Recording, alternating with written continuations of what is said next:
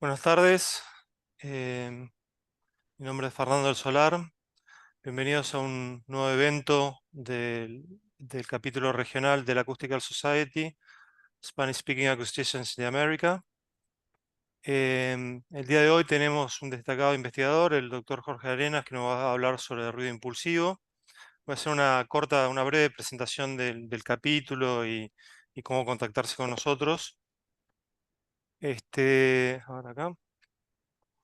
Bueno, muchos de ustedes ya están familiarizados con el capítulo, que es un capítulo regional de la Acoustical Society of America, la Acoustical Society of America es una entidad que nuclea los acústicos en todo el mundo, y en particular este chapter tiene la misión de conectar los acústicos que están en el área especialmente de Sudamérica, pero también en otros países, con la sociedad madre, ¿sí? Y por eso hacemos presentaciones y eventos sobre el tema de acústica en general. Tenemos 337 miembros, no sé si este número está actualizado en 4 continentes. Tenemos miembros en 30 países, especialmente en Colombia, México y Estados Unidos.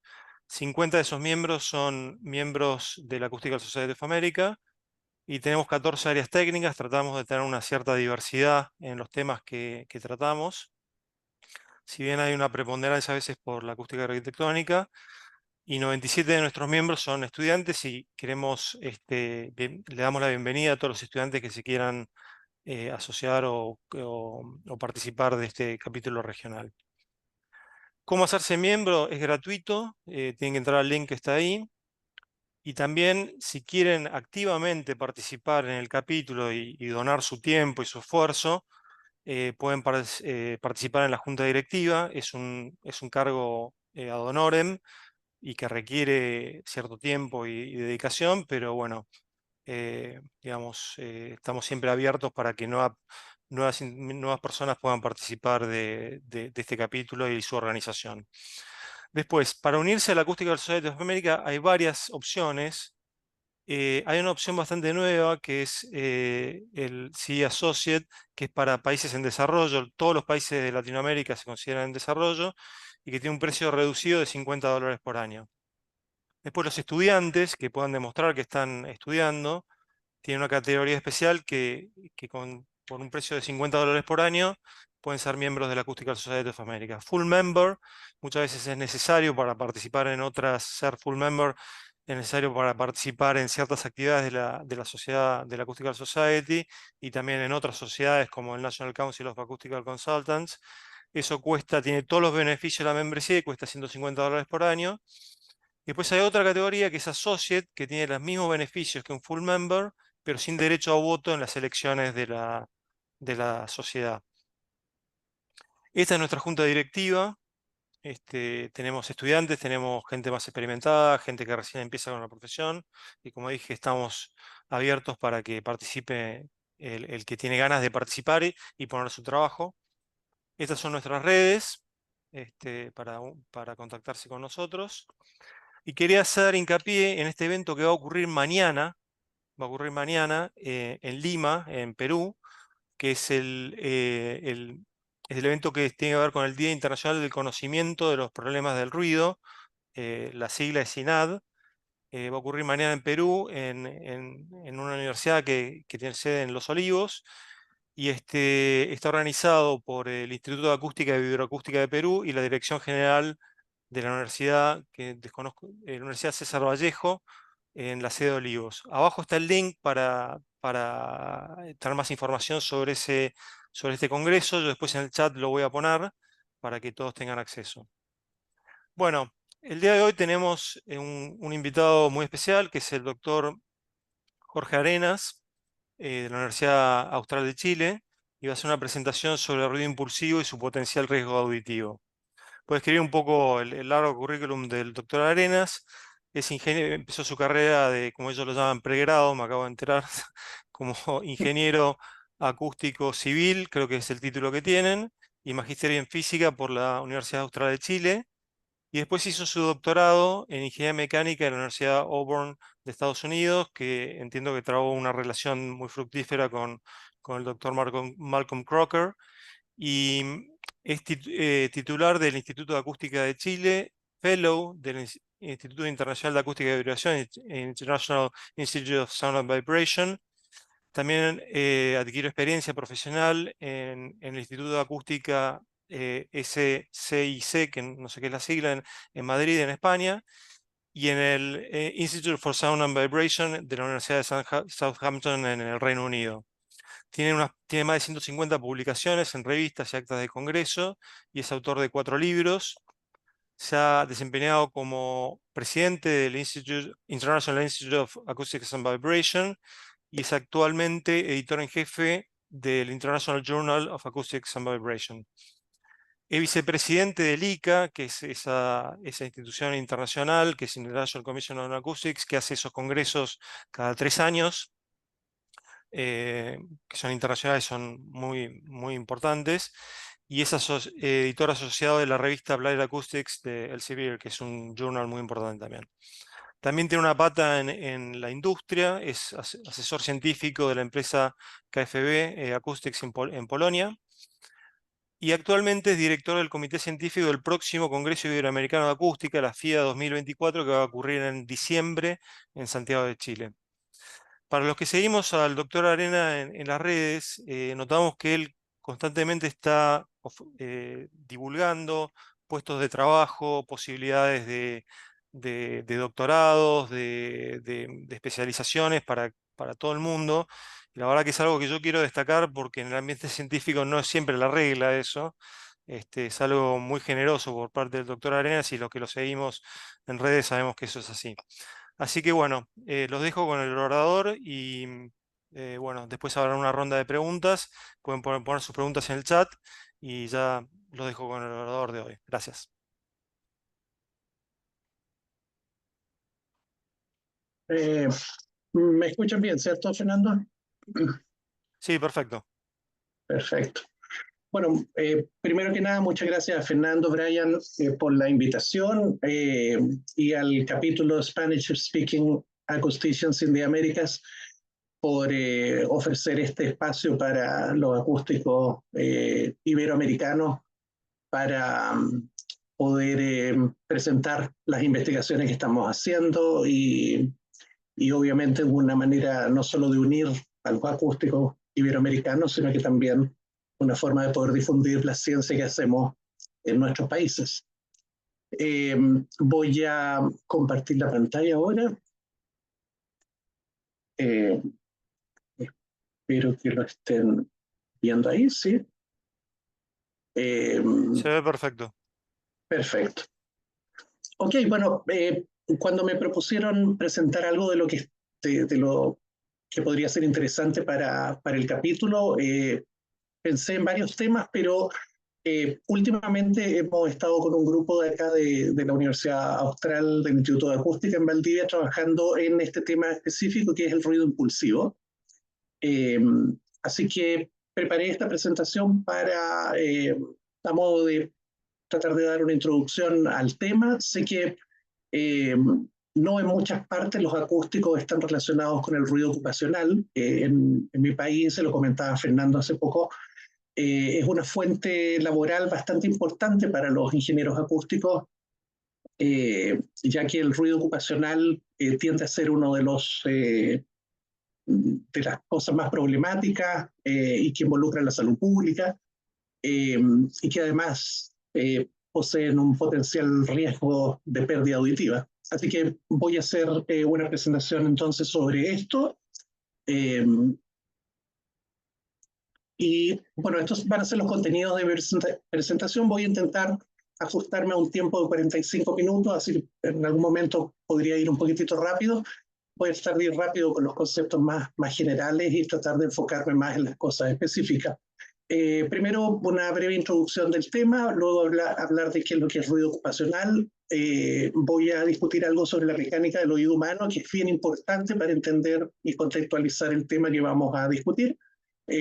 Hablar de las dosis de ruido, luego hablar sobre el ruido impulsivo, que es lo que nos convoca, algo de metrología y métricas para valorar su riesgo, algunos ejemplos de medidas que hemos hecho nosotros acá en terreno y tratar de introducir un estudio que estamos haciendo actualmente en músicos para finalizar con una sección breve de conclusión. Bueno, primero que nada, para contextualizar la presentación, me gustaría definir lo que es ruido. Hay distintas definiciones de ruido y en nuestro caso podemos hablar de ruido desde el punto de vista físico, que es cualquier sonido que no posea parámetros claramente definidos, es decir, un sonido que no tenga una intensidad definida, una frecuencia, una duración. Entonces, el ruido sería algo completamente distinto a un tono puro, en el cual nosotros tenemos un periodo, una frecuencia, una intensidad claramente definida. Ruido desde el punto de vista físico sería algo que no tiene esos parámetros claramente definidos. Sin embargo, uno a veces habla del ruido desde el punto de vista ambiental, y el ruido desde el punto de vista ambiental es todo sonido que produzca molestia. Y así cuando uno trabaja en acústica ambiental, normalmente uno apunta a tratar de controlar o eliminar aquellos sonidos que producen molestia. Sin embargo, en el ruido ocupacional, todo sonido que representa un potencial peligro para la salud humana, en particular la salud auditiva, va a corresponder a un ruido y por lo tanto ese es el fenómeno del cual tenemos que preocuparnos. Es decir, un sonido que nos moleste desde el punto de vista ocupacional no tiene mucho sentido, pero si ese ruido además de molestia puede producir un potencial daño a la audición, pasa a ser un ruido desde el punto de vista ocupacional. Ahora, desde este punto de vista de la salud ocupacional, el ruido pasa a ser uno más de todos los agentes físicos que producen enfermedades profesionales. Dentro de esto tenemos, por ejemplo, las vibraciones producen efectos sobre el hombre.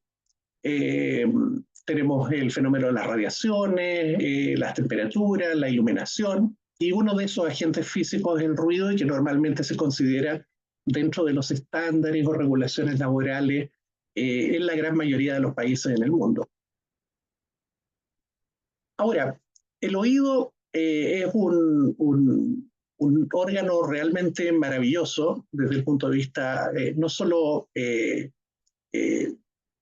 fisiológico, sino que mecánico, psicológico, y además es un órgano tan pequeño, estamos hablando de que todo esto mide alrededor de 1 centímetro o 2 centímetros en conjunto, y que produce el fenómeno de la audición. Ahora, claramente, este es un esquema muy simplificado del oído humano y en este podemos diferenciar 3 partes que son estándar: el oído externo, que es todo este sector hasta, déjame, lo tengo acá, bueno, eso. Aquí podemos diferenciar claramente las 3 partes en que se divide el oído externo, que sería toda esta parte de la oreja y el conducto auditivo externo, que llega hasta la membrana timpánica, y la membrana timpánica separa el oído externo del oído medio, que es prácticamente una cavidad en la cual se encuentra la famosa cadena de huesecillos, el martillo, yunque y estribo, para tener también una conexión con la trompa de Eustaquio. Después voy a mencionar eso. Y todo esto entra a un órgano que se llama, que es el oído interno, donde está el caracol o la cóclea, que está llena de fluido y es donde básicamente se produce el fenómeno de la percepción, detección y clasificación de los sonidos, y luego esa información se envía como impulsos eléctricos a través del nervio auditivo al cerebro, y el cerebro es quien hace la caracterización de que esta percepción es efectivamente un sonido. Como ustedes saben, el rango audible del oído humano, a diferencia de otras especies animales, va desde aproximadamente los 20 ciclos por segundo hasta los 20.000 ciclos por segundo. Esto quiere decir que una persona puede escuchar sonidos de muy baja frecuencia hasta sonidos de muy alta frecuencia. Bajo esta frecuencia hablamos de infrasonidos, sobre esta frecuencia hablamos de ultrasonidos. Nosotros trabajamos en este rango que normalmente se conoce como el rango del audio. Pero sin embargo, la respuesta del oído no es una respuesta lineal. Es decir, el oído responde de mejor manera a las frecuencias más o menos que están en este sector, y responde mucho menos a las frecuencias muy bajas, y también responde mucho menos a las frecuencias altas, pero ciertamente las frecuencias bajas hace una gran diferenciación. Estas curvas, básicamente el verde, es lo que nos indica a nosotros lo que se conoce como el umbral auditivo, es decir, es la mínima cantidad de presión que un oído normal podría percibir. Y estas curvas, como no son lineales, se habla de curvas de sonoridad, que fueron establecidas hace muchos años atrás, en el año 1933, por Fletcher y Monson, miembros de la Acoustical Society muy famosos en esa época, y que identificaron este fenómeno de no linealidad.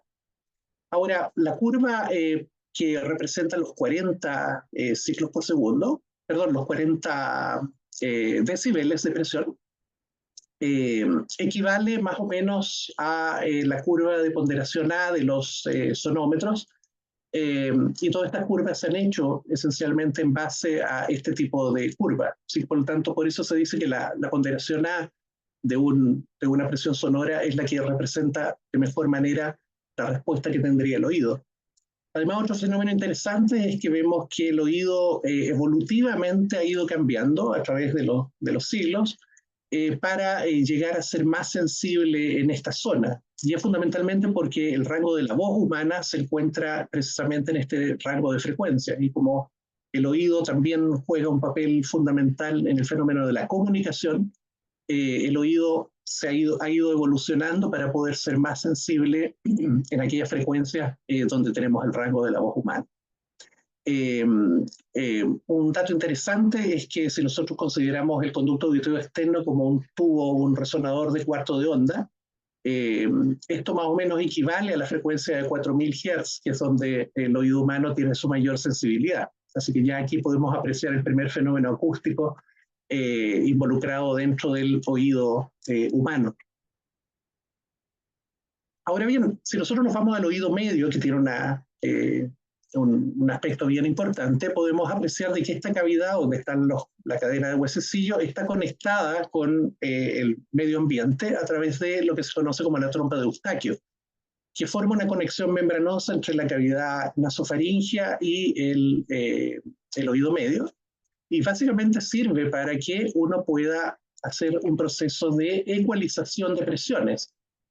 Dado que por el conducto auditivo externo ingresa una onda sonora, es decir, una presión que varía con respecto a la presión atmosférica, se requiere que la membrana timpánica esté completamente quieta en la presión estática y se desplace cuando existe una compresión o se desplaza también cuando existe una expansión o una rarefacción producto del movimiento de la onda. Así que por lo tanto es tremendamente importante que esta presión, la presión externa con la presión interna de la cavidad del oído medio se mantengan iguales para poder tener en ese momento el equilibrio de presiones entre los dos medios. Obviamente hay personas que sufren de dolor de oídos, tinnitus y otras cosas, producto de que hay una mala funcionalidad de la trompa de Eustaquio, de esta ecualización de presión, que normalmente se produce cuando uno bosteza o cuando uno traga. Con el fenómeno de deglución, hay un músculo tensor palatino que se abre y eso hace que circule el aire entre la cavidad nasofaringea y el oído medio. Ahora, ustedes pueden apreciar acá que tenemos el tímpano, ¿cierto? Y tenemos la ventana oval, que es otra membrana. Estas son membranas tremendamente importantes. El tímpano está conectado con la cadena de huesecillos, por lo tanto, cualquier vibración del tímpano se transmite a través de la cadena de huesecillos hasta llegar al estribo, que está adosado con esta membrana que se llama la ventana oval, justo antes de entrar al oído interno, que es donde está la cóclea, esencialmente. La liberación de presión se hace a través de otra membrana que se llama la ventana redonda. Y fíjense ustedes que acá, esta es una animación de qué es lo que ocurre cuando se desplaza la membrana timpánica, se mueve la cadena de huesecillo y finalmente esto produce una presión acá, justo en la ventana oval. Lo que podemos ver acá es que el área de esta membrana, de la membrana timpánica, es muchísimo mayor que el área de la membrana de la ventana oval. Entonces lo que está ocurriendo acá es que la fuerza que se está transfiriendo desde esta membrana a esta otra membrana se está incrementando la presión en este sector producto de este cambio de secciones. Entonces, tenemos una sección mucho más pequeña con respecto a una sección mucho más grande. Podría ser el equivalente de un clavo, por eso los clavos tienen la punta tan pequeña en comparación con la cabeza, ¿cierto? Para que una pueda incrementar la presión en una superficie más pequeña. Además, también cuando se produce el movimiento de la cadena de huesecillos, estamos teniendo básicamente un fenómeno mecánico en el cual tenemos el tímpano. Esto produce un efecto de pivotes, es decir, palancas. Y como ustedes saben, hay una relación entre las palancas para poder tener cierta ganancia con respecto a las presiones que uno va a tener en la ventana oval. Es decir, básicamente el oído, cuando se desplaza la membrana timpánica, tenemos dos fenómenos. Uno que es la razón de áreas de la membrana timpánica y la membrana oval, que es entre 17 y 20 veces. Así que esto permite un incremento de presión.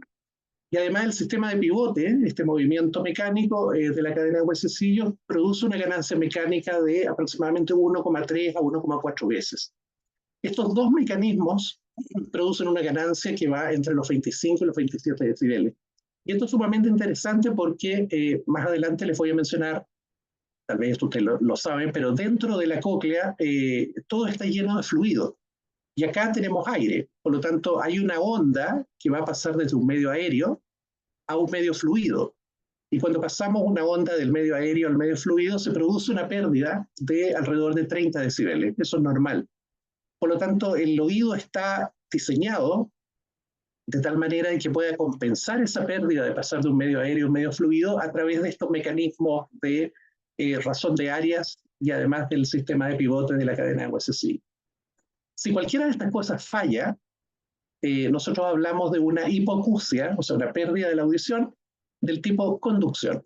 Una hipoacusia de conducción es cuando hay una falla en este sistema y se produce una pérdida auditiva producto solamente de ese fenómeno. Ahora bien, hay otra cosa también tremendamente importante que es lo que se conoce como el reflejo acústico.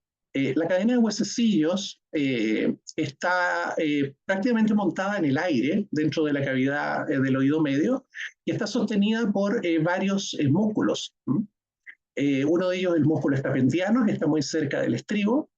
Está el músculo tensor timpánico también, que está en este sector. Hay otro músculo que está adosado acá y que mantiene este mecanismo en equilibrio mecánico.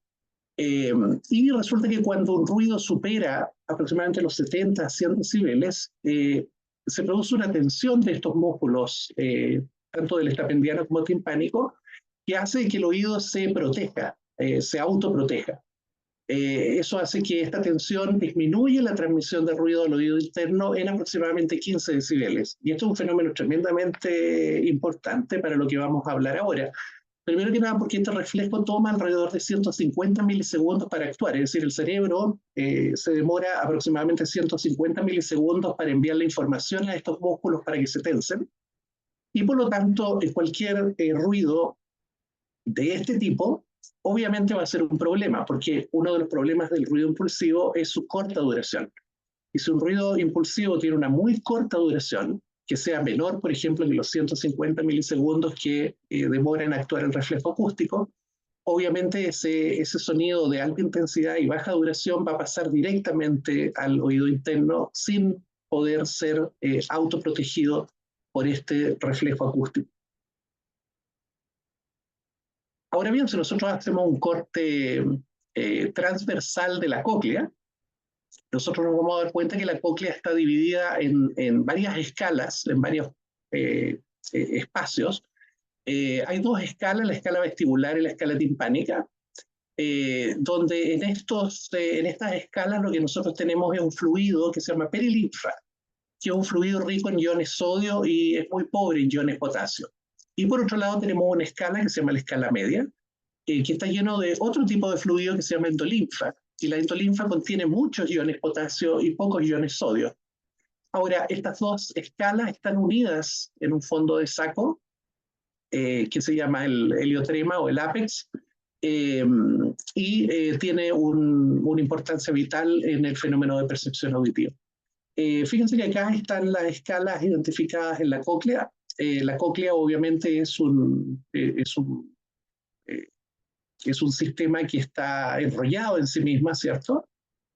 Hasta llegar acá, y por lo tanto lo que ocurre es que acá cuando se produce la presión, el estribo aplica una vibración en la ventana oval, el fluido este se desplaza. Una cosa también importante es que el fluido que está dentro de esto es un fluido incompresible. Por lo tanto, cuando uno produce una presión acá sobre esta ventana, todo el fluido se desplaza a lo largo de la cóclea para finalmente liberarse en la ventana redonda. Ahora, interesante notar que la ventana oval y la ventana redonda se mueven en oposición de fase, precisamente por este efecto de que el fluido es un fluido incompresible. Ahora bien, si queremos hablar de la macromecánica coclear, hay un órgano que está acá, justo en la escala media, que se llama el órgano de Corti. Y el órgano de Corti tiene varios mecanismos. Uno de los mecanismos principales, obviamente, es esto que está acá, que es el nervio coclear, que conduce la información por el nervio auditivo al cerebro. Pero fíjense que acá este mecanismo está lleno de un montón de células que se llaman células ciliadas, que están cubiertas como por una especie de visera, por otra membrana que se llama la membrana tectorial o tectónica. Y tenemos un fenómeno que cuando se produce un desplazamiento de la membrana basilar, o sea, esta membrana que está acá, esto produce un movimiento de este mecanismo que hace que los cilios se muevan también con respecto a esta membrana tectónica. Ya voy a indicar cuál es el proceso. Básicamente, el proceso de transmisión o de vibración de esta membrana basilar es este proceso. Se mueve el tímpano, se mueve la cadena de huesecillos, la ventana oval, se aplica esta presión sobre la ventana oval, se desplaza este fluido a lo largo de la cóclea, se une acá en el fondo de saco, se libera por la ventana redonda acá, y ese movimiento que está acá produce una perturbación de la membrana basilar que hace que la membrana basilar oscile. Al oscilar, estas células ciliadas se van a mover y mediante un proceso de origen químico se va a producir el disparo de la información eléctrica. Una cosa también interesante es que si nosotros hiciéramos un corte longitudinal de la cóclea, como está acá, nos daríamos cuenta que la membrana basilar no es una membrana que tiene igual sección, igual ancho, dijéramos, en todo su largo. De hecho, en la base es mucho más angosta, tiene 0.04 milímetros, y en el fondo llega aproximadamente a tener medio milímetro de ancho. Ahora, cualquier persona que conozca, tenga conceptos de mecánica, se va a dar cuenta que una membrana que tiene un ancho más pequeño tiene una frecuencia de resonancia mucho más alta que una membrana que tiene una sección más ancha. Por lo tanto, toda esta membrana basilar está prácticamente organizada como si fuera una especie de analizador de frecuencia, que va desde los 20.000 ciclos por segundo hasta los 20 ciclos por segundo en la parte más interna de la cóclea. Esto es muy interesante porque nos permite a nosotros visualizar, por ejemplo, qué es lo que ocurre a lo largo de la membrana basilar con su movimiento cuando estamos con 150 Hz, por ejemplo. El movimiento es muy cercano al fondo de la membrana, o sea, muy cerca del ápex o del helicotrema. En frecuencias medias de 1,5 kHz, el desplazamiento es más o menos en este sector, el sector medio de la membrana basilar. Fíjense que aquí el movimiento es mucho más rápido, puesto que estamos con una frecuencia más alta. Y finalmente, una frecuencia de 15 kHz se visualiza básicamente como un movimiento muy rápido que ocurre muy cercano a la ventana oval. Ahora, si nosotros ingresáramos a este sistema, a la membrana basilar, un tren de impulsos, de ruidos impulsivos, tendríamos una respuesta que se aproxima a un movimiento de este tipo, es decir, un movimiento más a lo largo de la membrana basilar. Ahora, bueno, acá no voy a hablar mucho de esto, pero esta figura es bastante interesante porque aquí podemos ver los cilios, cómo están ordenados los cilios dentro del órgano de Corti. Hay unos cilios que se llaman cilios externos, que son 3 filas de cilios agrupados en esa especie de V, que están los cilios internos. Básicamente los cilios que se ven muy afectados por el ruido ocupacional son estos que están acá, que son los cilios externos. Fíjense la escala de esto, esta corresponde a 20 micrómetros, así que estamos hablando de elementos que son extremadamente pequeños. Acá hay una microfotografía de cómo están ordenados los cilios. Y bueno, los cilios al moverse, al producirse este movimiento de la membrana basilar, el movimiento de la membrana tectónica y esta oscilación de los cilios, como yo les mencioné, hay un intercambio de fluidos, es un proceso bastante complejo, pero un proceso químico esencialmente. Tenemos un líquido rico en iones de potasio, otro pobre en iones de potasio, pero rico en iones de sodio. Este intercambio hace que básicamente se produzca una especie como de batería, que hace que se produzca también una diferencia de potencial, que produce un voltaje que se transmite a través de el nervio auditivo al cerebro, el cual esencialmente discrimina los sonidos. Bueno, acá tenemos una microfotografía tomada en 2 oídos, un oído sano, que es el que está acá, donde ustedes pueden ver la disposición de las células ciliadas.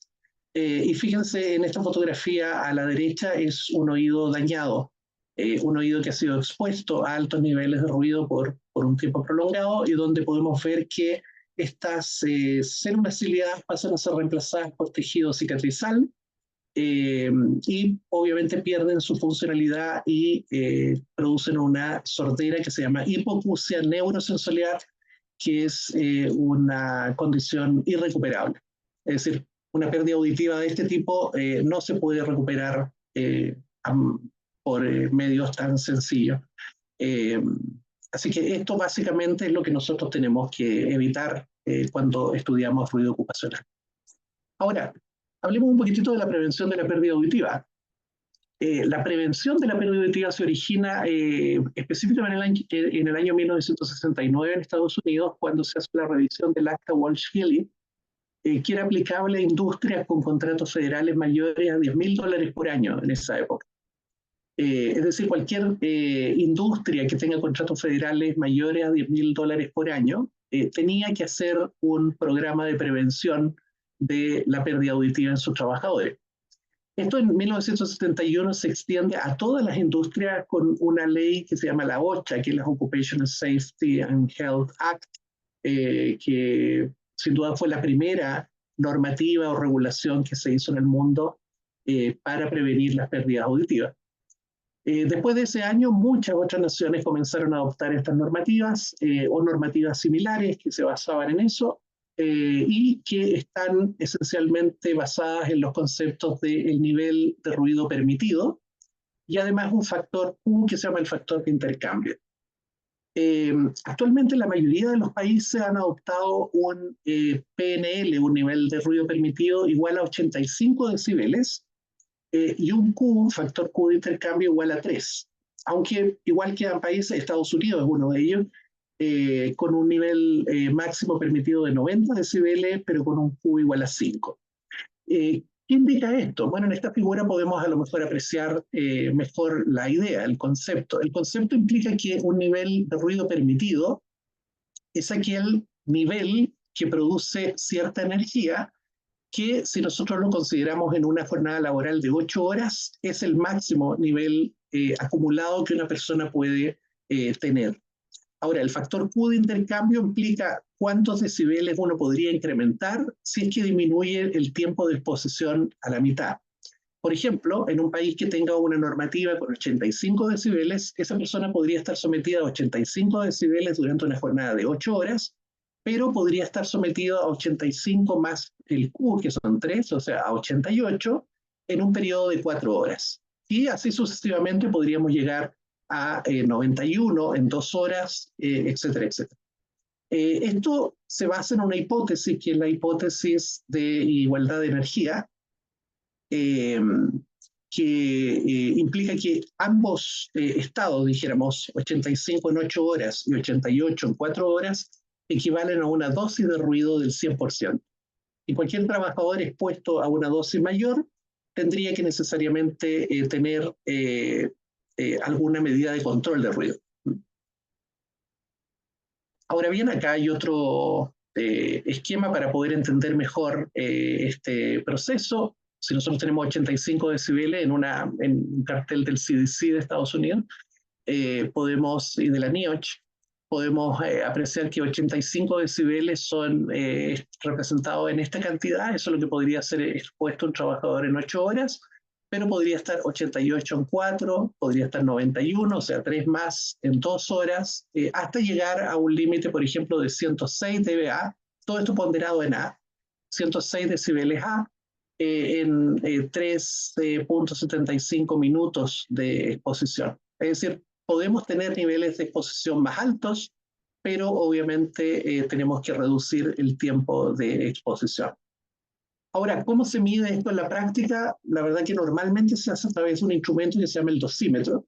El dosímetro es una especie de medidor de nivel de presión sonora, o sea, de sonómetro, que es mucho más compacto, es tal vez un poquitito menos preciso en algunos casos, pero lo que hace es que este instrumento se adosa a un trabajador para que siga a este trabajador durante su jornada laboral y vaya acumulando, midiendo el ruido que la persona va captando y vaya calculando automáticamente su dosis. De esa manera, un ingeniero al final de la jornada laboral retira los dosímetros de los trabajadores, descarga la información y así puede mantener una especie de récord de los trabajadores, puesto que pérdidas auditivas en el tiempo producto de exposición laboral pueden dar origen a multas o juicios o sanciones por parte de alguna autoridad administrativa. Ahora bien, hablemos del ruido impulsivo, que es lo que nos convoca. Primero que nada, sabemos que el ruido en la industria representa uno de los mayores riesgos para la salud de los trabajadores. Y en general en los entornos industriales nosotros encontramos tres tipos de ruido: el ruido continuo, el ruido intermitente y el ruido impulsivo. Los ruidos impulsivos normalmente se encuentran en entornos industriales tipo minería, construcciones, fábrica, empresas metalmecánicas, talleres, astilleros, representan una fuente enorme de ruidos impulsivos. Y la mayoría de los países dentro de sus legislaciones han establecido límites de exposición al ruido impulsivo que se basa en dosis de ruido, es decir, máximos niveles peak permitidos. Muchas veces se representa también cuál es el tiempo máximo al cual la persona puede ser expuesta a un nivel peak permitido. Ese tiempo a veces se expresa en función del número de impulsos permitidos para ese trabajador. Y hay muchas normas en el mundo que utilizan la ponderación C para el nivel peak y establecen un límite máximo de 140 decibeles peak ponderado C como el límite que no puede ser sobrepasado jamás. Y bueno, obviamente si el trabajador recibe más de esa cantidad de decibeles en una jornada, el trabajador tiene que recibir obligadamente equipamiento de protección auditiva, tiene que seguir obligadamente la empresa un plan de prevención. Y bueno, eso depende mucho de la legislación de cada país. Pero ese es un límite que se establece como el valor máximo. Hay otros países que han establecido niveles peak más bajos, 130, 135 niveles peak máximo. Ahora bien, los ruidos impulsivos tienen la más probabilidad de provocar pérdida de audición que los ruidos continuos de igual energía. Eso ha sido establecido por muchas investigaciones. La evidencia empírica establece que eso ocurre y las razones fundamentales son que un ruido impulsivo, como es un impacto esencialmente de alto nivel y poca duración, posee un ancho de banda amplio, es decir, básicamente se parecen mucho a un ruido blanco, o sea, un sonido que tiene un contenido espectral muy ancho, muy amplio. Además, concentran una gran cantidad de energía en un intervalo de tiempo pequeño, por lo tanto el reflejo acústico pasa a ser ineficaz en esos casos. Y la mayoría de los estudios sobre los peligros del ruido impulsivo se han realizado fundamentalmente en personal militar, en personal policial, por el uso de armas de fuego. Ahí es donde nosotros encontramos mucha literatura al respecto y, bueno, obviamente recién hablaba con Fernando y conocía al capitán William Murphy, que es una de las personas más famosas dentro del ámbito del ruido impulsivo, y obviamente es porque el Departamento de Defensa de los Estados Unidos, en particular el ejército norteamericano, ha hecho muchos estudios acerca de eso y ha establecido normas incluso específicas para el manejo de armas de fuego, que obviamente pueden alcanzar niveles extremadamente altos, sobre los 160, 165 decibeles peak, lo cual hace que obviamente ese tipo de fuente acústica sea muy problemático.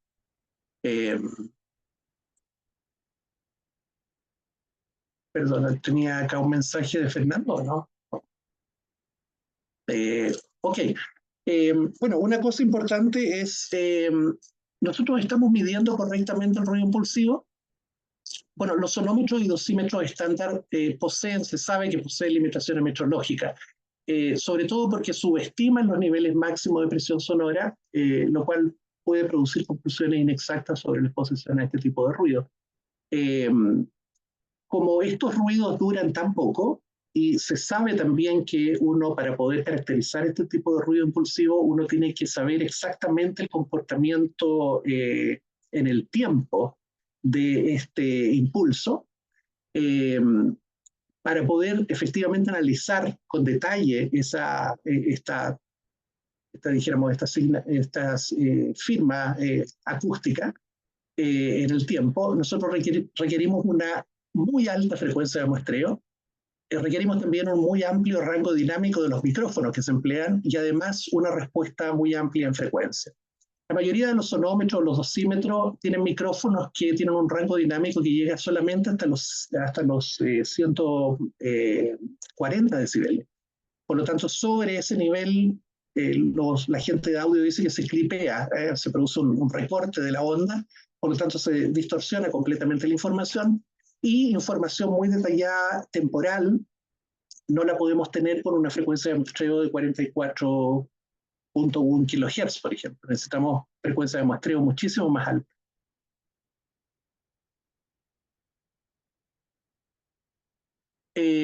Bueno, para esto se han establecido un montón de métricas para cómo medir esta variación temporal de la presión sonora. Hay 4 métricas que se han definido a lo largo del tiempo que tienen que ver con las duraciones. Uno se llama la duración A, que es básicamente el tiempo que pasa desde que esto alcanza su máximo, desde el cero que alcanza su máximo, hasta que esto vuelve a cruzar por el cero. Esa distancia se llama la duración A. Y posteriormente se definieron otras como la duración B, que tiene que ver un poco con el fenómeno de reflexiones, o sea, reverberación en el campo, la duración C, la duración D, pero la verdad es que la única que sobrevivió finalmente fue la duración A. La duración B estaba en la norma militar anterior a la actual, pero nuevamente se desechó la duración B, y la duración C y D se utilizaron por algunos investigadores en Alemania y en Holanda. Ahora, para poder medir el ruido impulsivo, uno requiere de un sistema que tenga ciertas características. Comercialmente existe solamente un sistema de evaluación de ruido impulsivo que afortunadamente nosotros lo tenemos en nuestro laboratorio y es con el cual hemos estado haciendo mediciones. Y este consiste en 3 micrófonos de alta presión prepolarizados de 1/4 de pulgada. Tienen que ser micrófonos de 1/4 de pulgada, producto de la sensibilidad que deben tener. Además, cuentan con un módulo de adquisición de datos de 3 canales que pueden ampliar a 262.000 muestras por segundo. Y además poseen un módulo de batería para poder transportarlo a terreno. Ahora, las métricas se han propuesto para determinar este riesgo de pérdida auditiva por exposición a ruido impulsivo, y la más completa está descrita en la norma militar 1014-74, perdón, parte E, la última del año 2015, del Departamento de Defensa de Estados Unidos. Esta métrica se basa en lo que se conoce como el algoritmo de evaluación de riesgos auditivos para humanos, que esas son sus siglas en inglés, que fue propuesto básicamente por Price y Kalf en el año 1991 en un paper del JASA, de la Acoustical Society, que hace un modelo electroacústico del oído. Es decir, simula el oído humano, este sistema mecánico y de fluido, lo simula como un modelo electroacústico, utiliza las medidas detalladas de las ondas de presión en función del tiempo, sobre todo en la membrana basilar, donde calcula su desplazamiento, y además incorpora los efectos del reflejo acústico y determina el riesgo en función de una cantidad que se llaman las unidades de riesgo auditivo, o ARUS, Auditory Risk Units. El algoritmo además está implementado en un software que se puede descargar gratis desde la página del US Army Research Lab. Hay que tener cuidado, eso sí, porque si uno intenta acceder desde Sudamérica o Latinoamérica a esta página del US Army Research Lab, no lo pueden hacer. Hay que crear un VPN para poder hacerlo, pero si uno está en Estados Unidos, puede acceder a la página libremente sin problema. Y de esa manera uno puede bajar el software, que es un software relativamente antiguo, en el cual esta es la carátula del software, donde aparece una representación del circuito electromecánico acústico análogo del oído humano.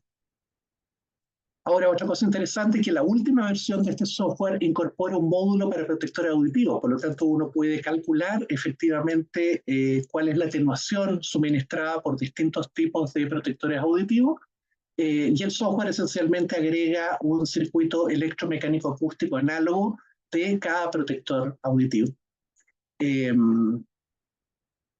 Ahora, ¿cómo funciona el algoritmo? Básicamente es esto. Uno tiene que grabar una señal con un equipo obviamente destinado para ese proceso, y esto se salva en un archivo tipo WAV, el cual se ingresa al software, lo ocupa como entrada, el software hace el procesamiento interno y predice cuáles son las unidades de riesgo auditivo en dos condiciones, condición advertida o inadvertida, warned o unwarned. ¿Qué quiere decir esto? Que si yo voy a priori sé que voy a recibir un ruido impulsivo, hay una especie de movimiento de los músculos, ¿cierto? Se produce este fenómeno de autoprotección, pero también yo podría recibir el ruido impulsivo sin estar advertido y en ese caso el mecanismo de protección no funciona. Si nosotros incorporamos la última versión, hay un módulo para protectores auditivos que está básicamente aplica en esta zona del software, del algoritmo, y esto se basa en una base de datos de protectores auditivos que viene preestablecida. Tienen 11 protectores auditivos en la base de datos, pero también uno puede agregarle otros tipos de protectores extra. Ahora, ¿qué es lo que hace el software? Esencialmente divide la membrana basilar en 23 puntos, que equivalen más o menos a 23 tercios de octava, donde calcula las dosis en cada uno de estos puntos, establece el desplazamiento ascendente de la membrana basilar en micras, y todo eso lo suma al cuadrado, en términos energéticos, para otorgar un valor de unidad de riesgo auditivo. Finalmente, los límites de riesgo auditivo que se han establecido son de 500 para una exposición de 24 horas en un tipo de exposición ocasional, o sea, niveles muy altos, ya sean, por ejemplo, disparos o explosiones o cosas de ese tipo. Y se ha establecido en 200 para 24 horas cuando la exposición es frecuente. Así que se piensa que los 200 podrían ser lo más parecido a una exposición de tipo ocupacional para una persona que trabaja durante 8 horas. No podría estar expuesto a más de 200 unidades de riesgo auditivo en un periodo de un día. Esto predice el quinto percentil de pérdida auditiva, o sea, protege esencialmente el 95% del oído más sensible, y esa pérdida de 500, perdón, esa unidad de riesgo auditivo de 500 equivale a un cambio de umbral transitorio de hasta 25 decibeles. Es decir, una persona que es sometida a un impulso de 500 unidades de riesgo auditivo, esa persona va a tener una pérdida de su umbral transitoriamente, normalmente durante 16 a 24 horas, de 25 decibeles. Pero eso se adquiere como una especie de moretón que se cura en 24 horas y después el oído recupera su umbral normal. Eso es el TTS, el Temporary Pressure Shift, que es el cambio de umbral transitorio. Si la persona no recupera su umbral normal después de 24 horas, se produce un cambio de umbral permanente, que es el PTS, que obviamente es lo que todos queremos evitar. Aquí les muestro algunos ejemplos de medidas de ruido impulsivo que hemos hecho nosotros con el equipo en industria, esencialmente en astilleros, empresas metalmecánicas, y ustedes se pueden dar cuenta que, por ejemplo, el volteo de placas metálicas, eso produce un ruido impulsivo bastante intenso de niveles peak que superan los 140 decibeles, con una unidad de riesgo auditivo de igual a 5, que no es mucho, pero fíjense que el contenido espectral de ese tipo de ruido tiene muchas componentes en baja frecuencia, así que de ahí seguramente las unidades de riesgo auditivo son tan bajas. Sin embargo, un ruido de 144 decibeles que corresponde al martilleo de placas metálicas, eso también produce muchísima energía. Eso tiene un ARU igual a 578 y aquí podemos ver que el espectro es bastante más plano, o sea, abarca bastante más toda la frecuencia, mientras que la liberación de gases comprimidos es un tipo de ruido impulsivo también bastante presente en industrias, sobre todo vulcanizaciones o industrias donde se requiere aire comprimido para el trabajo. Aquí se alcanza niveles peak 145.7 decibeles con 1.219 unidades de riesgo auditivo. Y fíjense que aquí en este caso la energía está muy concentrada en las altas frecuencias, seguramente de ahí su alto valor en unidades de riesgo auditivo. Nosotros hicimos un estudio de más de 200 mediciones en terreno y tratamos de sacar una relación entre las unidades de riesgo auditivo y los niveles peak ponderados en C. En teoría, nosotros las 200 ARU, que es el límite de exposición más permanente, debería estar alrededor de esta zona, ¿cierto? O sea, de los 140 decibeles peak, que es lo que normalmente establecen la mayoría de las normas. Sin embargo, esto está más abajo, lo que dice que las unidades de riesgo auditivo sobreestiman un poco el riesgo de pérdida auditiva en comparación con la norma de los DBC. Y aquí hay otra curva también donde se ve la relación entre los niveles peak DBC con los niveles equivalentes a 8 horas, normalizado una jornada de 8 horas, donde obviamente acá en este sector deberíamos tener los 85 si que trabajáramos con esta hipótesis de igual energía. Esto básicamente lo que nos indica es que la hipótesis de igual energía aplicada a ruido impulsivo claramente no es válida. Bueno, ¿y qué pasa en el mundo real? En el mundo real, nosotros estamos expuestos en cualquier parte a ruidos que son combinados del ruido continuo con ruidos impulsivos. Es decir, el proceso es mucho más complejo porque tenemos impacto y además tenemos ruido de tipo continuo. Ahora, no existe un criterio definido, pero los estudios más recientes apuntan a utilizar un concepto estadístico que se llama la kurtosis.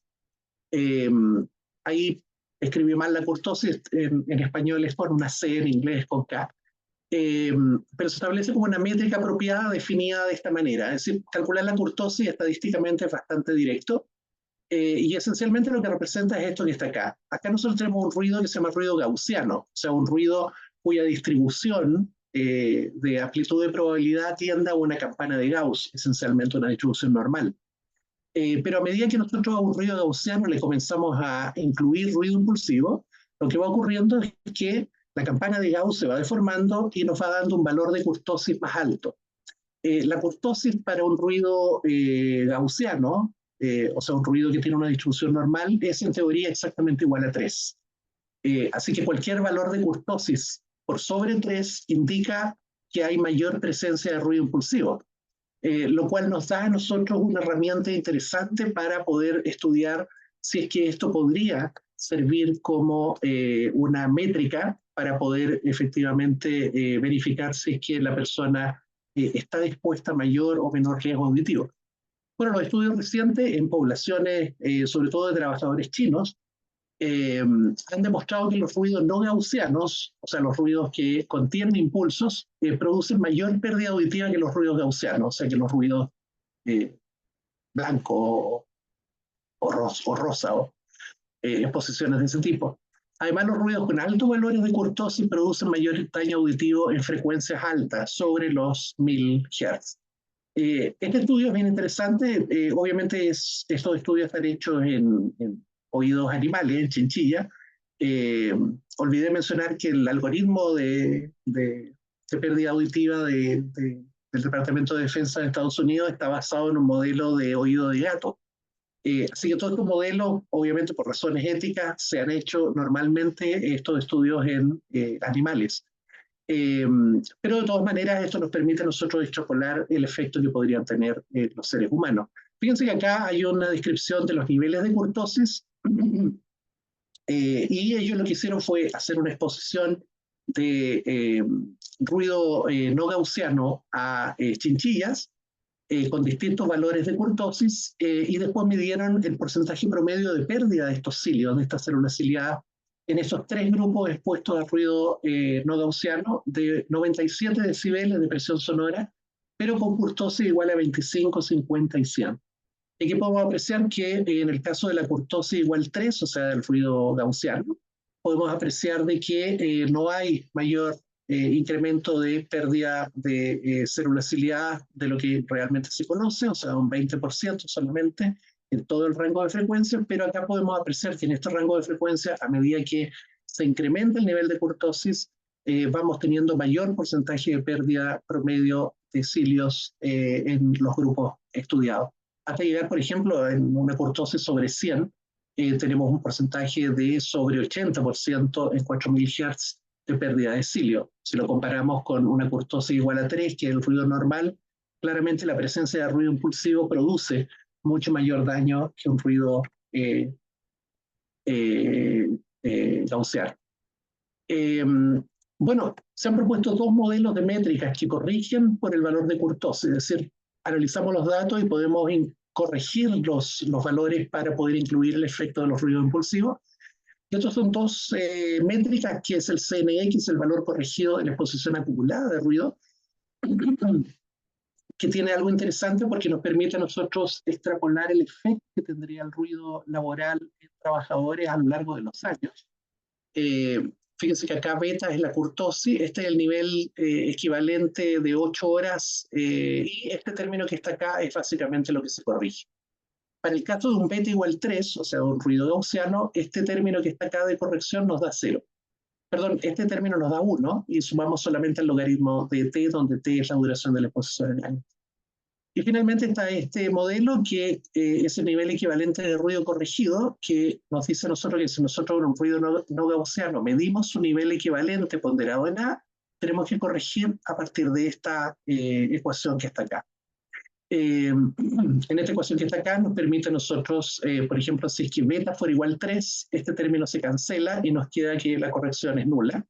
Pero a medida que se va incrementando beta, obviamente tenemos que ir sumándole al nivel equivalente un término correctivo. Esto depende de una constante lambda que se ha obtenido empíricamente como 4.02 para experimentos que se hicieron con chinchilla por Goli y sus colaboradores, que se publicó también en el JASA en el año 2011, que fue cuando se propuso este modelo. Y más recientemente, en el año 2022, Chang y sus colaboradores publicaron un paper donde hicieron un estudio basado en muchos datos humanos, donde concluyeron que esta constante lambda para seres humanos debería ser establecida en 6.5, que es la que normalmente uno está usando actualmente en los estudios de este tipo. Y ahora, ¿qué pasa con los músicos? Y aquí voy a contar un poquitito de lo que estamos trabajando en este momento. Nosotros estamos muy enfocados en el problema de los músicos, porque, bueno, de partida se ha observado que muchos músicos contemporáneos han sufrido pérdida auditiva tras varios años de profesión. Y además la profesión de los músicos es una profesión bastante interesante porque el ruido, básicamente, ellos lo desean. A diferencia de los trabajadores que van a una empresa y obviamente no quieren estar sometidos a altos niveles de ruido, en el caso de los músicos, normalmente ellos buscan altos niveles de sonido. Y en particular se ha detectado que los instrumentos de percusión exhiben mucho ruido impulsivo y de alto nivel. Nosotros estamos en un proyecto en ejecución, que es un proyecto financiado por Fondesit y la Agencia Nacional de Investigación y Desarrollo del Gobierno de Chile, que se titula Un estudio sobre los potenciales daños causados por exposición al ruido en músicos bateristas, y es una aproximación de la ingeniería acústica. Nosotros hemos estado haciendo mediciones en bateristas, primero que nada a través de cámara acústica, para poder obviamente detectar dónde uno puede identificar básicamente los niveles más importantes. Una cámara acústica permite poder identificar exactamente de dónde vienen los sonidos, poder también uno hacer ciertas estimaciones de los niveles de potencia total emitidos. Y bueno, a través de un proceso de imágenes, uno también puede hacer una mejor localización de la fuente en el caso de una batería, como un instrumento particular. Ahora bien, acá hay algunos resultados preliminares que se han hecho en una batería. Acá tenemos, fíjense, los niveles que uno alcanza con el snare, que es la caja. El nivel peak 134.8 decibeles. Con un espectro, un contenido espectral de este tipo. Los timbales, los cymbal crack, bueno, uno alcanza niveles de 125.9. El kick drum, que es el pombo, alcanza 96.6, es el que menos nivel aporta al baterista en términos de ruido impulsivo. El hi-hat open alcanza 125.3 decibeles. Y el tom de piso alcanza 135.5, con una característica de ruido impulsivo bastante bien definida. Por lo tanto, estamos viendo acá niveles extremadamente altos a los cuales está sometido un baterista. Obviamente, bateristas profesionales, cuando están en el proceso de actuación, en vivo, por ejemplo, ellos utilizan ciertos sistemas de protección, pero la gran mayoría de los músicos aficionados o profesionales durante los momentos de ensayo, por ejemplo, ellos no están utilizando protección auditiva. Por lo tanto, nuestra hipótesis es que obviamente ellos deberían tener un efecto que se podría dar como un riesgo a largo plazo. Para hacer este estudio, nosotros estamos realizando el estudio en varios músicos bateristas, sobre todo de jazz y de rock, que son quienes obviamente están sometidos a niveles más intensos, que obviamente poseen una audición normal, la cual se controla con audiometría previa. Todos ejecutan una pieza preestablecida. Este es un ejemplo de una pieza en batería preestablecida. Y cuando ellos están tocando, se obtiene la presión en función del tiempo en cada oído, utilizando el sistema de evaluación de ruido impulsivo que les mencioné anteriormente. Y luego esas señales se graban y se analizan con distintas métricas de ruido, por ejemplo, kurtosis. Ahora, una cosa interesante es que antes de que el baterista haga esta interpretación, se evalúa sus emisiones otoacústicas. Esto quiere decir que se le hace una audiometría en terreno antes y después de ejecutar la pieza.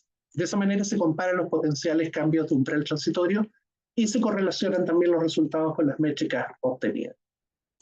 Bueno, finalmente, como estamos ya cerca del tiempo, creo que me pasé un poco, podemos concluir que, bueno, que los efectos del ruido impulsivo a largo plazo son todavía un motivo de investigación, al igual que sus métricas. Esto requiere mucho estudio todavía, es bastante complejo hacer estudios sobre el ruido impulsivo, incluso sobre el ruido complejo, o sea, ruido gaussiano que contiene el ruido impulsivo, fundamentalmente porque éticamente no se pueden hacer estudios en humanos respecto a esto, y además existen tantas variables o tantas diferencias entre un lugar y otro que hace que desarrollar métricas específicas para esto sea todavía un desafío.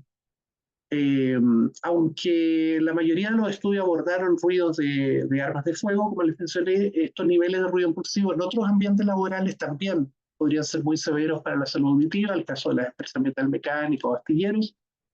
Se debe recomendar también el uso apropiado de protector auditivo, aunque también hay discrepancia en la correcta evaluación de protector auditivo en presencia de altos niveles de ruido de impacto. Esto quiere decir que los propios protectores auditivos no existe un consenso de cómo se tienen que medir cuando son sometidos a niveles sobre los 140, 150 decibeles.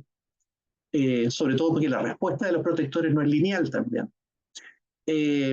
Ahora, es útil que se pueda crear una base de datos de ruido impulsivo muy amplia en distintos ambientes para que pueda ser usado en futuro para probar métrica y ojalá implementar aplicaciones con algo que está bastante de moda, que es el uso de Machine Learning o inteligencia artificial, básicamente, donde las máquinas aprenden en base a la información que uno les entrega. Creo que aquí hay un espacio también para poder aplicar esas técnicas en este tipo de trabajo. Creo que es necesario seguir explorando el uso de la cortosis u otras métricas para el análisis de ruidos complejos. Y el estudio en músicos bateristas en particular creo que nos va a servir, entre otras cosas, para proponer recomendaciones para el cuidado de la salud auditiva de dichos músicos.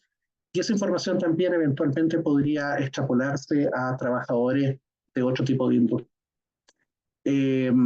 Bueno, una vez más, muchas gracias al capítulo por la invitación y si hay tiempo para preguntas, las podré responder ojalá ahora. Y si no, ahí está mi correo electrónico, jparenas@watch.cl, donde si tienen más interés en estos temas o desean compartir experiencias sobre el ruido impulsivo, estaría muy feliz de contestarles. Así que muchas gracias, Fernando.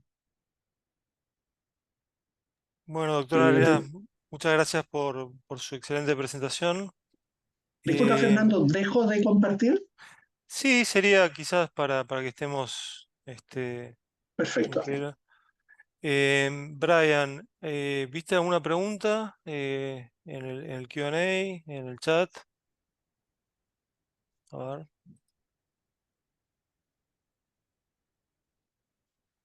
No tenemos preguntas. Bueno, supongo que van a ir surgiendo algunas, pero acá tenemos Byron Castillo.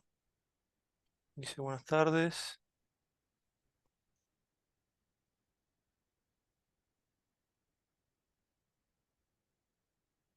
Yo puedo acceder al chat acá. Sí.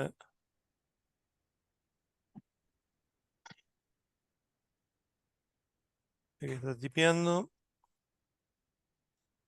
Fernando Alvarado, Bueno, vamos a contestar primero la de Fernando Alvarado, que dice: Hola Jorge, muchas gracias por la presentación.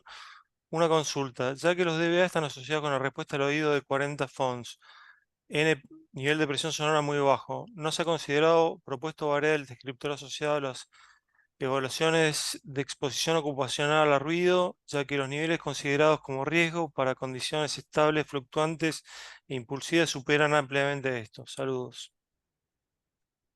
Ok, gracias Fernando por la pregunta. Bueno, efectivamente, esto ha ocurrido algo un poco extraño. Hay una norma que es la ISO 1999, que a lo mejor algunos la conocen, que es una norma ISO sobre ruido ocupacional. Esa norma data desde los años 70 y resulta que esa norma lo que decía era que cuando la persona estaba en presencia de ruido impulsivo, los niveles máximos permitidos tenían que ponderarse con 10 decibeles. O sea, en el fondo teníamos que dar una protección de 10 decibeles al límite máximo para poder tomar en cuenta estos ruidos impulsivos. De acuerdo a las mediciones que nosotros hemos hecho, y eso es un paper que vamos a presentar ahora en el Internoise en Francia en agosto, nosotros encontramos que para una curtosis de 150, esto ocurre un fenómeno en que la corrección es de alrededor de 11 decibeles.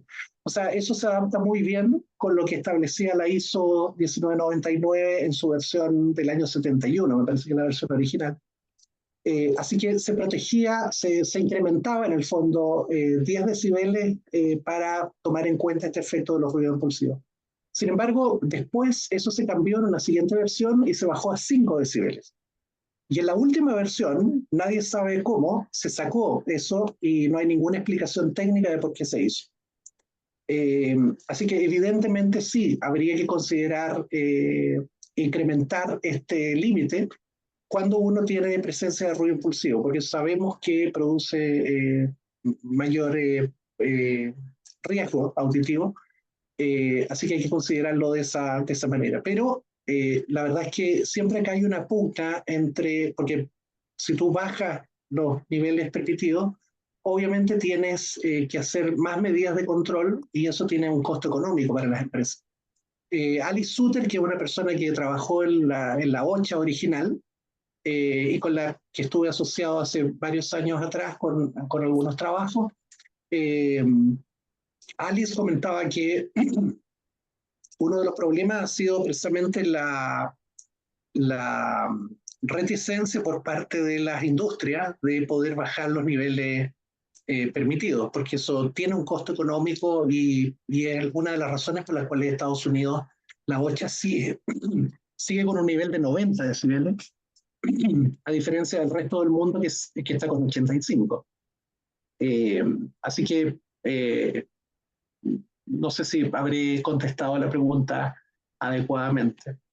Hay otra pregunta de Fernando Calugin. Calugin. ¿La leo yo, Fernando? Si quieres la leo, si quieres la leo yo. Quisiera saber, en el caso de profesionales de sonido, ¿cuáles serían las recomendaciones en situaciones de espectáculos en vivo de larga duración? Ok. Sí, es una interesante pregunta, pero lamentablemente es algo que desconocemos. Eh, y eso requiere un estudio. Tenemos la idea de poder, porque incluso se está hablando del ruido del entretenimiento, que incluye no solamente el efecto que en aquellas personas que van a espectáculos en vivo de larga duración, sino que también a personas que van a una discoteca, por ejemplo, o a un pub o a un restaurante donde el nivel de ruido es muy intenso. Y también hay aquellas personas que utilizan equipos con audífonos personales para escuchar música, por ejemplo.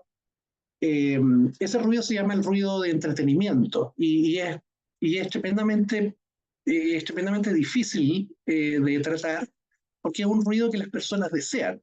Lo que mencionaba con respecto al ruido industrial, los trabajadores obviamente no quieren estar sometidos a ruido porque saben que sufren pérdida auditiva, pero en este caso la gente quiere estar sometida a esos niveles de ruido.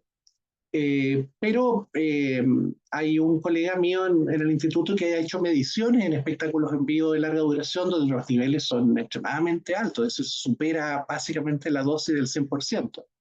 Así que la recomendación en esa situación de espectáculo en vivo es utilizar protección auditiva. Eh, Ahora, claro, es también un poco extraño que una persona que vaya a un espectáculo en vivo lleve protección auditiva cuando normalmente lo que quiere es escuchar a un alto nivel la música por la cual pagó una entrada. Eh, Así que dar una respuesta certera es un poco complejo, pero yo siempre recomendaría que personas que van a espectáculos en vivos y aquellos que se ubican muy cerca de los sistemas de altavoces de amplificación utilicen protección auditiva. Bueno, bien. Pasemos a la siguiente pregunta. Byron Castillo. ¿Cuál sería una metodología práctica y a la vez eficiente para una rehabilitación auditiva de impulso? Entiendo que sea rehabilitación auditiva debido a ruidos impulsivos, me parece que es eso, pero bueno. Sí, seguramente. Bueno, aquí en este caso, si entiendo por rehabilitación auditiva, lo que habría que intentar hacer es que no superar las 500 unidades de riesgo auditivo. Eh, Como mencionaba, cuando una persona está sometida a un ruido impulsivo o a cualquier tipo de ruido esencialmente, la persona lo que sufre es un cambio del umbral. O sea, el umbral básicamente se distorsiona y se produce un movimiento del umbral. O sea, la persona básicamente escucha menos, sale sorda después de haber estado sometido a altos niveles de ruido. Pero ese cambio de umbral es transitorio. Cuando no se superan estas 500 unidades de riesgo auditivo, por ejemplo, o no se superan los 85 decibeles de ruido continuo en 8 horas. La persona después de 24 horas de no estar sometida a altos niveles de ruido, la persona recupera su umbral normal.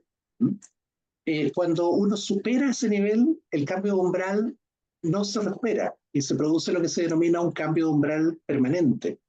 Y eso es irrecuperable. Entonces, una rehabilitación auditiva por ruido impulsivo, la verdad es que en términos prácticos, una persona que sufre un daño auditivo, eso no lo puede recuperar.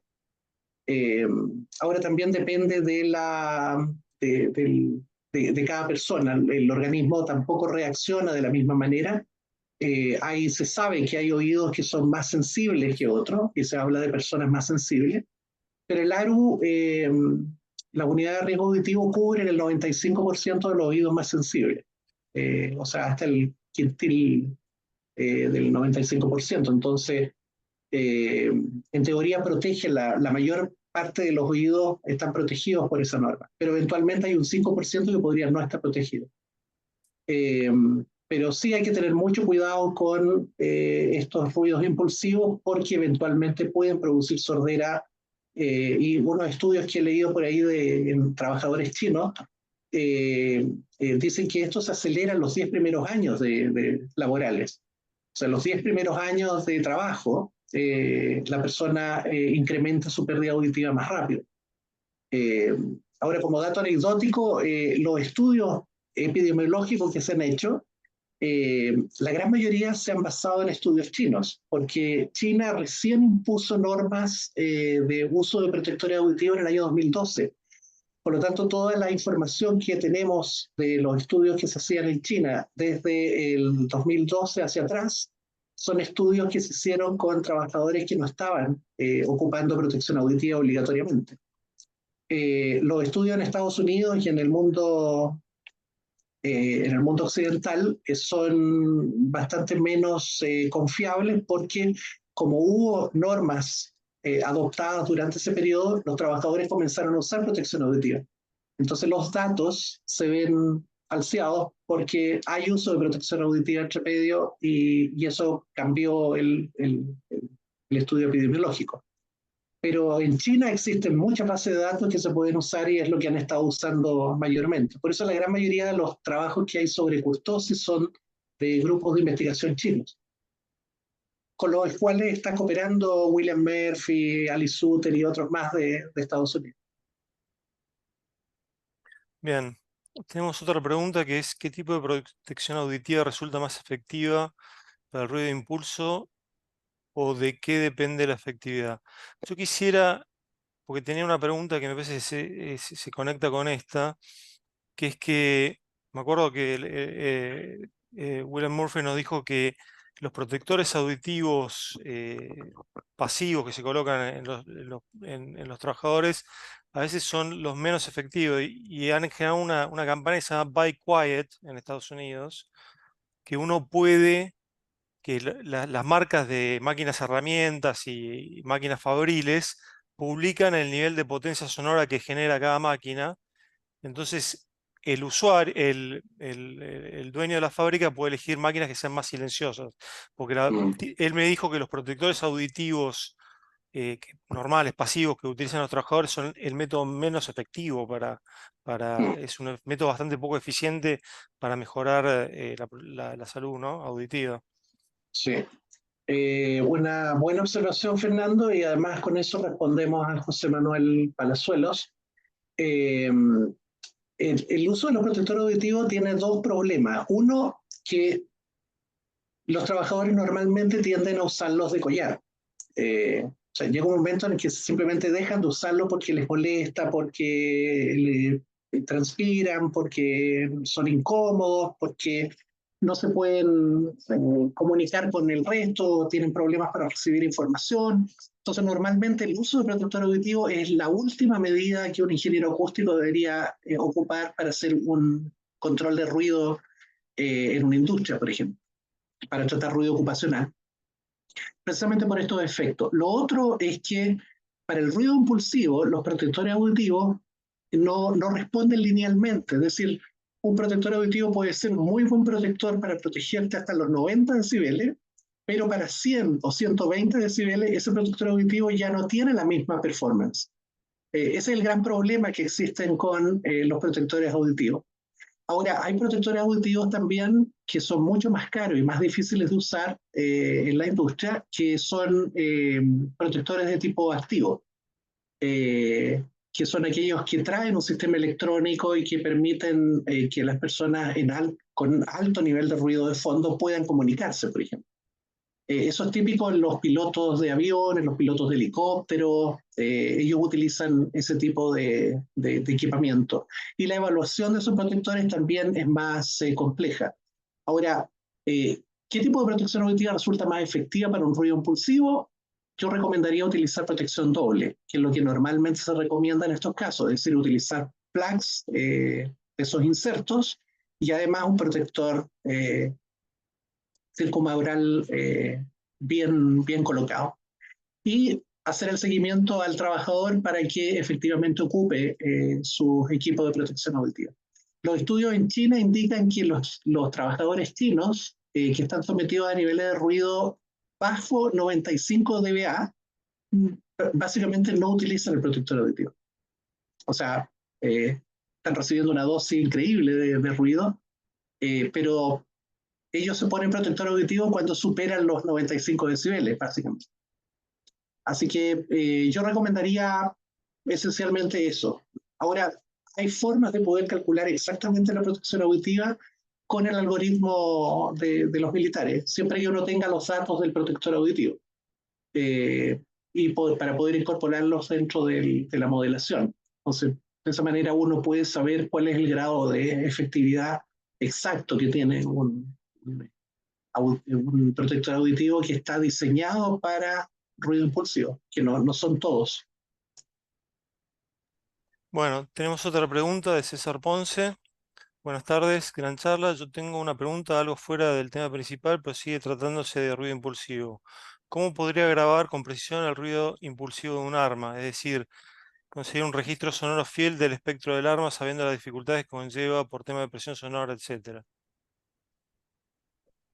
Bueno, en la presentación yo mencioné un equipo que vende la empresa, bueno, no es para hacer publicidad, pero es una empresa muy conocida en el ámbito acústico. Este equipo es un sistema de evaluación de ruido impulsivo.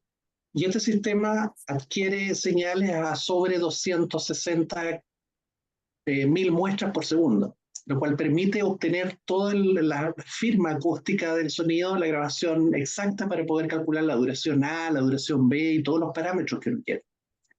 Pero el otro gran problema es el micrófono. Con un micrófono de media pulgada es imposible que uno pueda medir ruidos disparos, porque los disparos superan los 160 decibeles y un micrófono de media pulgada no tiene ese rango dinámico. Entonces hay que usar micrófonos de alta presión, son micrófonos mucho más caros que los micrófonos tradicionales, que son de 1/4 de pulgada. Por ahí he visto unos modelos de un octavo que también resisten mucho nivel, pero esos pueden aguantar niveles peak de hasta 185 decibeles, 180 en algunos casos.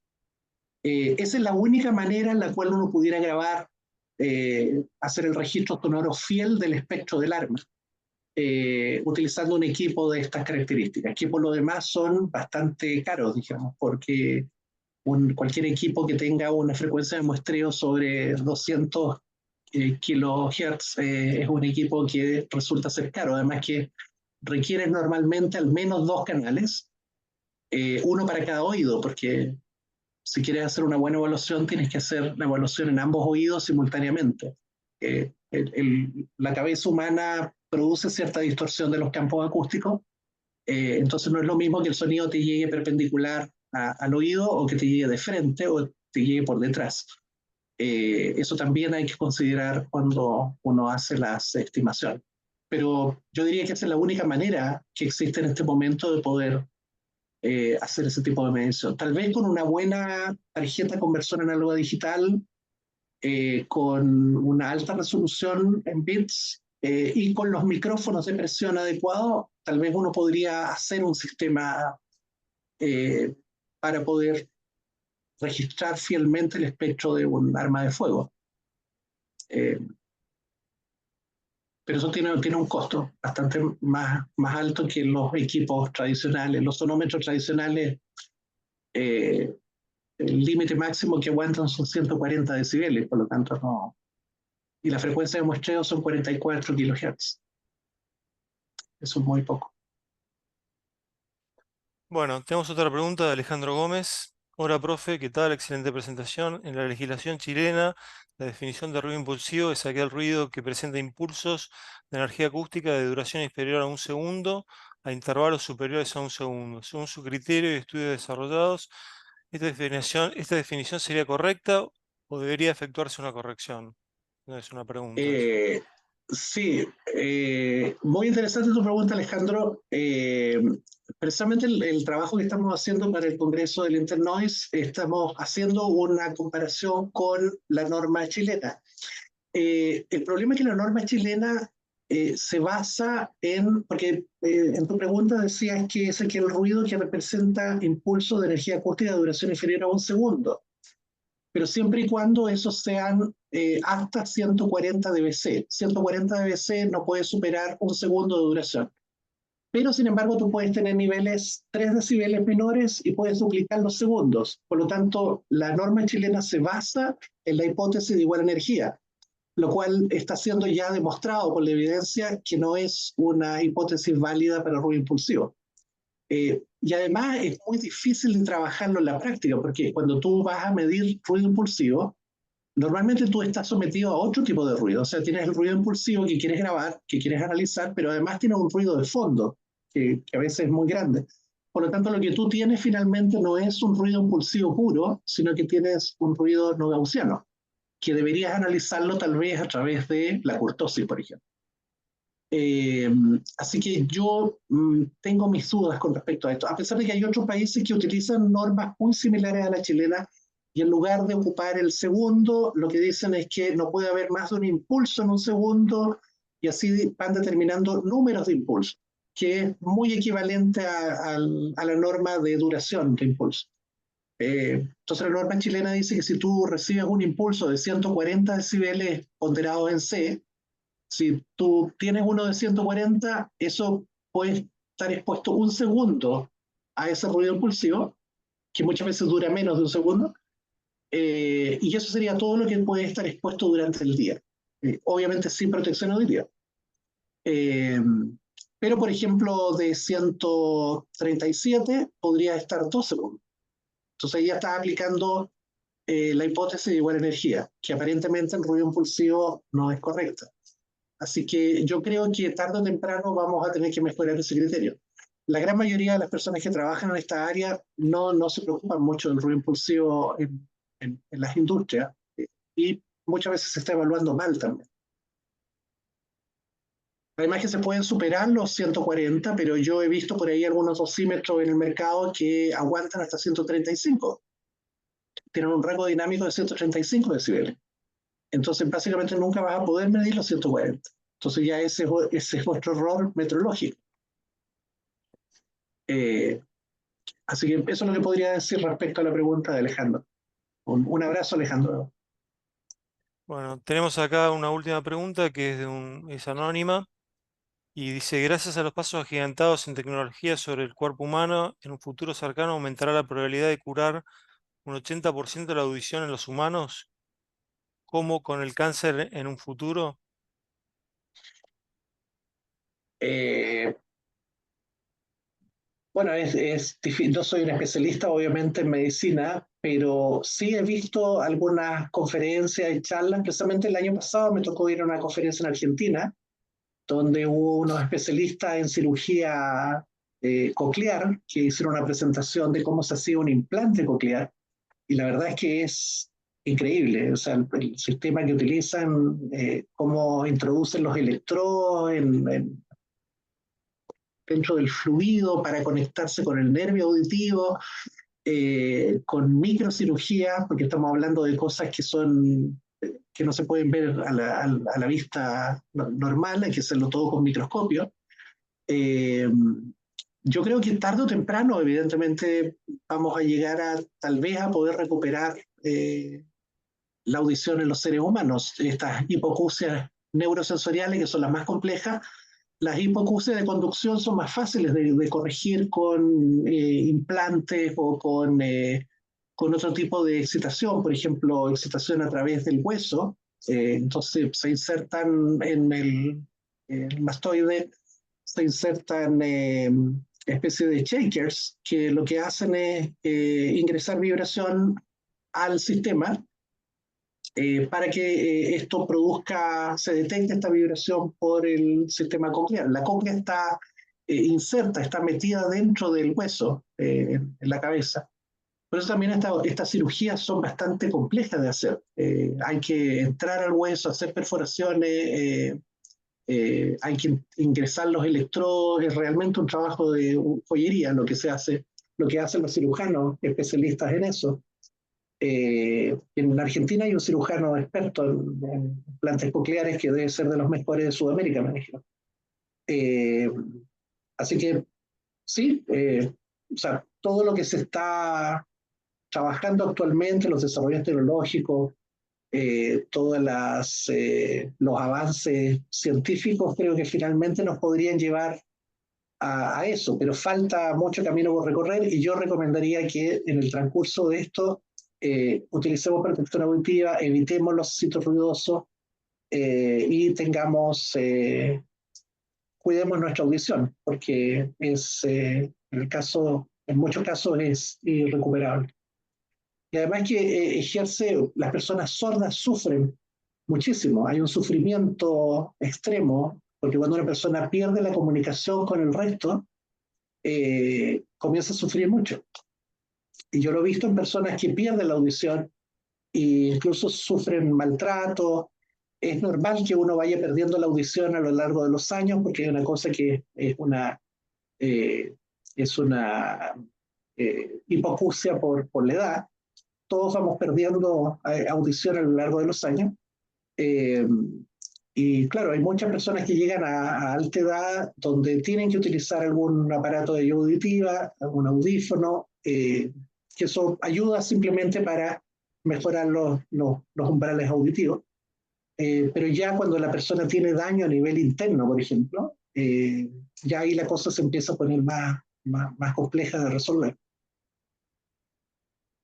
Hay una cierta esperanza en lo que ocurre en peces y aves que regeneran las células ciliadas, Mm, que bueno, quizá ver los mecanismos fisiológicos por los cuales pueden regenerar las células ciliadas muertas y bueno, trasladar esa capacidad a los seres humanos. Ojalá que algún día se dé, ¿no? Porque sí, bueno, mi padre tuvo presbiacusia y era realmente como usted dice, como dice usted, doctor, era muy feo, ¿no? Es una inhabilitación bastante importante. sí. También hay algunas personas que han intentado hacer como ingeniería inversa, porque hay químicos que producen ototoxicidad. Hay ciertos componentes químicos que dañan seguramente el fluido interno de la cóclea y eso finalmente producen daño auditivo y producen pérdida auditiva. Una de las cosas conocidas, dijéramos, fue el caso este de la quinina. La quinina se sabe que eso produce pérdida auditiva. Cuando uno consume mucha quinina por largos periodos de tiempo, esto lo contiene el agua tónica, por ejemplo. Pero ya en altas cantidades se sabe que la quinina produce ototoxicidad y eso uno sufre pérdida auditiva sin saber que está sufriendo pérdida auditiva. Hay otros trabajadores que están expuestos a ciertos químicos en la industria que también producen ototoxicidad. Por eso es importante en estos estudios epidemiológicos saber exactamente si es que la persona ha estado sometida eh, a químicos, por ejemplo, que produzcan algún efecto que finalmente eche a perder todos los datos del estudio que uno está haciendo. Hay otras cosas, la diabetes, por ejemplo, también produce efectos en la audición. Los fumadores también, por producto del efecto de la circulación sanguínea, también produce ciertos efectos auditivos. Hay varias cosas que producen efectos en la audición, no solo el ruido. Muy bien, bueno, esa sería la última pregunta. Ahí le dejé en el chat el link para la conferencia de mañana en Perú.